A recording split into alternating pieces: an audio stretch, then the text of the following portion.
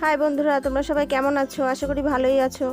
তো তোমাদের জন্য নিয়ে এসেছি দারুণ একটি সুস্বাদু রেসিপি, গলদা চিংড়ি দিয়ে বেগুনের মধ্যে পুর ভরার রেসিপি। তো চলো দেখে নিই রেসিপিটা আমি কিভাবে বানাচ্ছি।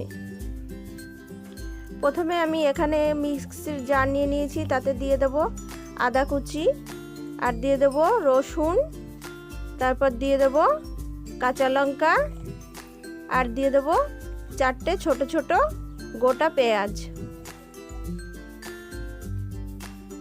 এবার দিয়ে দেবো 1 চামচ জিরা গুঁড়ো ও 1 চামচ লঙ্কা গুঁড়ো। এরপর এটাকে আমি ভালো করে মিক্সিতে দিয়ে একটি মশলা তৈরি করে নেব। তো দেখো কত সুন্দর হয়েছে আমার মশলাটা। তো দেখো এখানে আমি বড় বড় 3 পিস গলদা চিংড়ি নিয়ে নিয়েছি, প্রায় 200 গ্রাম। এবার এটাকে আমি ভালো করে খোসা ছাড়িয়ে নেব। আর এদিকে দেখো আমি বেগুনটা কেটে নিয়েছি। বেগুনের ভেতরের অংশটা আমি পুরো এরকম একটা ছুরি বা চামচের সাহায্যে পুরোটা বের করে নেব। বের করে আমি কিছুটা মশলাতে দেব আর কিছুটা ফেলে দেব। তো দেখো এখানে একটা থালাতে কিছুটা বেগুনের অংশ নিয়ে নিয়েছি। এরপর এর মধ্যে মশলাগুলো আমি দিয়ে দেব। তারপর দিয়ে দেব 1 টেবিল চামচ লবণ ও 1 টেবিল চামচ হলুদ গুঁড়ো, আর একটুখানি কাশ্মীরি লাল লঙ্কা গুঁড়ো, আর দিয়ে দেব 2 থেকে 3 টেবিল চামচ সাদা তেল। এরপর এটাকে আমি ভালো করে গলদা চিংড়ি দিয়ে মেখে নেব। তো দেখো গলদা চিংড়ি ও মশলাটা আমার একদম মেখে ম্যারিনেট করা হয়ে গেছে। এরপর একে একে সবকটা গলদা চিংড়ি আমি এই বেগুনটার ভেতরে দিয়ে দেব। এখানে দেখো বেগুনটা নিয়ে নিয়েছি। এরপর এর মধ্যে আমি একে একে সব গলদা চিংড়িগুলো দিয়ে দেব।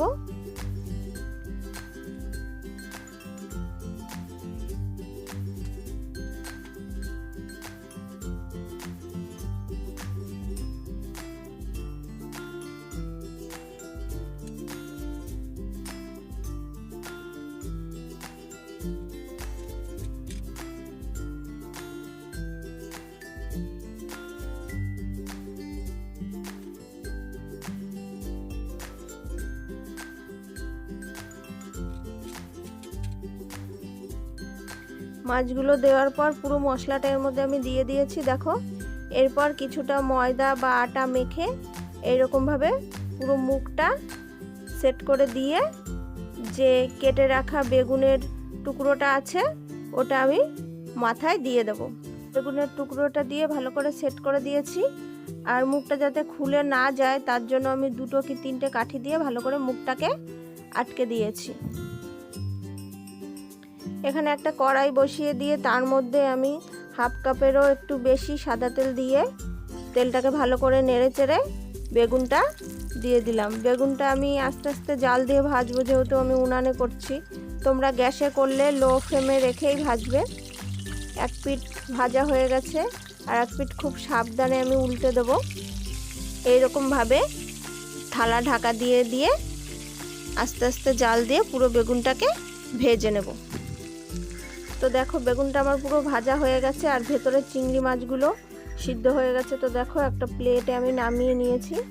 নামিয়ে নিয়ে একটা ছুরির সাহায্যে পুরো মুখটা খুলে দিয়ে বেগুনটাকে চিড়ে তোমাদের চিংড়ি মাছগুলো দেখাচ্ছি।